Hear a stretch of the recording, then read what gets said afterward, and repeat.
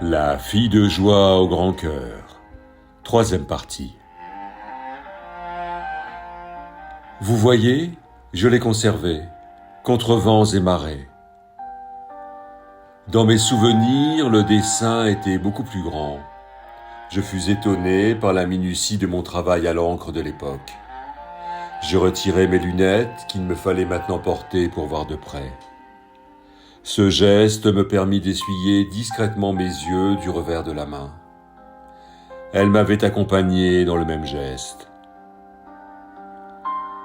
Lui avait gardé ses lunettes de soleil, dont il semblait ne jamais devoir se départir, même à l'intérieur. Elle lui donnait l'air d'un proxénète pris dans un tapissage policier, collé au mur, détournant le regard des grands registres, dont il y a quelques minutes encore il caressait le cuir. Je regardais avec horreur ces reliures dignes de la plus sordide bibliopégie anthropodermique. Pauvre Manu, vous apparteniez aux gens de mer et n'avez réalisé qu'il était homme à avoir une femme dans chaque port. Comment la petite provinciale que vous étiez alors avait-elle pu se laisser convaincre de le suivre à Paris? Je dois avoir un plan de la cave. Je vais le chercher, cela vous évitera de devoir maîtriser l'appartement. À mon arrivée, il n'en avait pas. Il souhaitait maintenant me voir partir rapidement, ne supportant pas de me laisser feuilleter avec elle ces images du temps de l'innocence, avant qu'il n'arrivât, pour tout souiller. Enfin seuls, nous étions repartis ensemble dans nos jeunesses respectives. 25 années nous séparaient, mais le souvenir des lieux savait nous réunir. Ses grands yeux clairs ne cherchaient plus à accrocher mon regard. Ils fixaient l'intérieur du cadre doré, fenêtre sur ce monde alors de tous les possibles. Nous nous y étions croisés, c'était certain. Elle devait à l'époque avoir l'âge de ma nourrice. Ambleteuse était alors un petit bourg. Elle se connaissait. Peut-être même avait-elle été amie. Mais ce que, petit garçon, je découvrais alors avec émerveillement, elle n'avait eu sans doute à cette époque de cesse que d'y échapper, de fuir cette vie provinciale pour découvrir les ors de la capitale. Ce n'avait pas dû être très difficile pour celui-là de lui faire tourner la tête. Un léger tout-sautenant annonçait déjà son retour. Il ne lui avait pas fallu longtemps pour trouver le document. Je n'étais parvenu à mettre la moindre inflexion d'amabilité dans ma voix en lui demandant si lui aussi connaissait la Côte d'Opale. Il se montra évasif, évoquant il y avait fort longtemps un séjour estival. L'actualité était leur future installation sur la Côte d'Azur. Il n'avait plus de raison de rester à Paris, mais le droit de prendre sa retraite au soleil. Il invoqua pudiquement l'argument de l'âge, sans oser évoquer une vie de dur labeur. Une seule chose comptait maintenant pour moi. À défaut de pouvoir la sauver, je ne voulais plus qu'elle se perdît en se soumettant à nouveau aux volontés de ce petit homme. Il fallait que je gagne du temps. J'allais devoir louvoyer. Je me souvins qu'un projet d'ascenseur dans l'immeuble était sur le point d'aboutir, après des années de tergiversation. Ma connaissance de la copropriété l'impressionna, et je n'eus aucun mal à le persuader d'attendre la réalisation de ses travaux pour vendre l'appartement. À l'évocation de la plus-value financière que ces derniers pourraient apporter à la vente, ses yeux s'allumèrent d'une méchante lueur. Je lui proposai insidieusement de mettre à profit ces quelques mois pour louer sur la côte. Il pourrait ainsi, avant d'acheter, se familiariser avec certains quartiers et être sur place pour profiter des opportunités des successions, en courant les notaires. Cette perspective de faire de bonnes affaires le ravit. Elle ne l'accompagna pas. Elle avait retrouvé une seconde jeunesse. Je la vis passer souvent devant l'agence. Elle s'arrêtait, me faisant un petit signe de la main.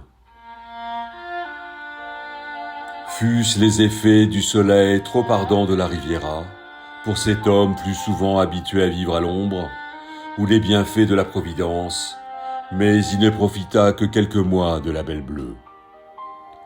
Je l'appris d'une manière fort peu protocolaire, en croisant l'homme à tout faire ayant en charge l'entretien de plusieurs immeubles de la rue. D'habitude peu disert, je fus surpris qu'il m'arrêta pour me parler. Nos contacts depuis des années se limitaient à un salut discret. Il connaissait mon activité et appréciait que je ne le sollicitasse pas pour obtenir des informations. Je réaliserai des années plus tard qu'il me recommandait aux personnes qui lui accordaient leur confiance. Je n'ai jamais su ce qui avait poussé cet homme de l'Est à venir se réfugier en France. Souvent adossé dans l'embrasure de la porte cochère du numéro 16, il pouvait rester des heures entières à suivre la course du soleil, qui faisait diminuer sur le trottoir l'ombre portée du bâtiment où il avait trouvé refuge. Il fixait immobile cette bande de bitume, écrasée de soleil, qui se rapprochait inexorablement de lui, sans qu'il ne se décidât à rentrer dans la lumière. Je savais simplement de lui qu'il avait dirigé une petite troupe de théâtre de rue dans son pays d'origine. J'avais découvert cette facette de son personnage un matin, dans le café faisant face à l'agence. J'y étais venu plus tôt que d'habitude, fuyant les errances matinales du plantigrade prostatique vivant au-dessus de chez moi. Il y retrouvait les artistes d'un petit cirque, ayant pour quelques mois dressé son chapiteau dans l'ancien terrain vague de la cité Prost, à l'emplacement de l'actuel jardin. Scène surréaliste que ces hommes et ces femmes au physique improbable, accoudés au comptoir, discutant des petites misères du quotidien. Une femme à barbe, à la poitrine généreuse, côtoyait ainsi une superbe créature étrangement fine, qui, il y a quelques heures à peine, se balançait encore à 10 mètres au-dessus du sol, en équilibre sur un fil. Il était avec eux en famille. D'un geste de la main, il m'avait invité à les rejoindre. Le petit cercle s'était ouvert pour se refermer derrière moi. Je partageais ce matin-là un bout de zinc avec la femme panthère, que ne quittait des yeux un colosse, lissant avec application une moustache en guidon, qui n'avait rien d'un accessoire de théâtre. Il m'entraîna un peu à l'écart. Vous savez, pour Manou, il m'avait saisi le bras. Ça s'est passé dans le sud. Encore heureux, car ici, depuis que l'ascenseur est passé, on n'aurait même pas eu la place de le descendre par l'escalier. Et pourtant, ce n'était pas vraiment un grand homme. Elle vous aime bien ? Je sais ce que vous avez fait pour reculer la vente. Il faut veiller sur elle maintenant. L'accolade dont il me gratifia fut quasi fraternelle.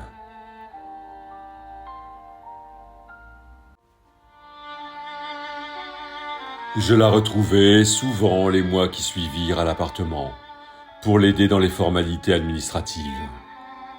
Celles-ci devinrent vite un prétexte. Nous parlions de tout, à l'exception de son ancienne activité. Elle me disait simplement, et cela la faisait rire, « Vous m'avez mise à la peinture. » À sa demande, je lui enseignai les rudiments de la peinture à l'huile. Elle avait tenu à se lancer dans une série de petits formats, représentant des paysages de la campagne du Boulonnais. Elle était douée. En quelques semaines, elle maîtrisait la technique des glacis.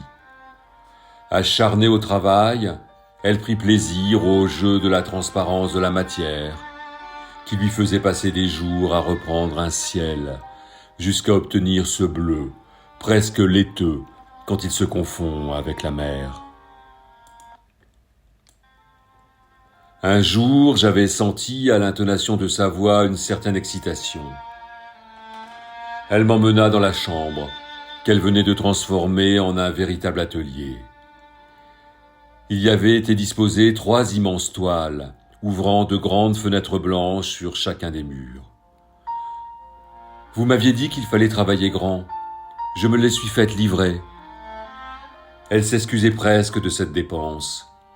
Non seulement le grand bureau avait disparu, mais tous les autres meubles avaient subi le même sort.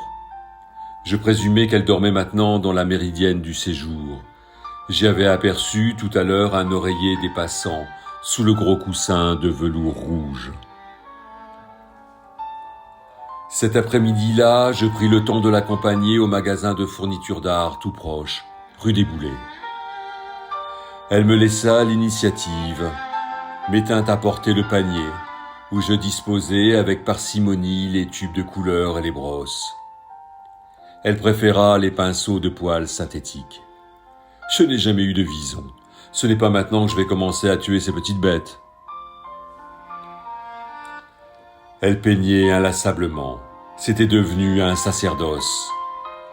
Elle réalisa ainsi en quelques mois 3 grands paysages. Ce triptyque fut son chef-d'œuvre. Un lundi, son notaire m'appela. Manou n'avait pas survécu très longtemps à son protecteur.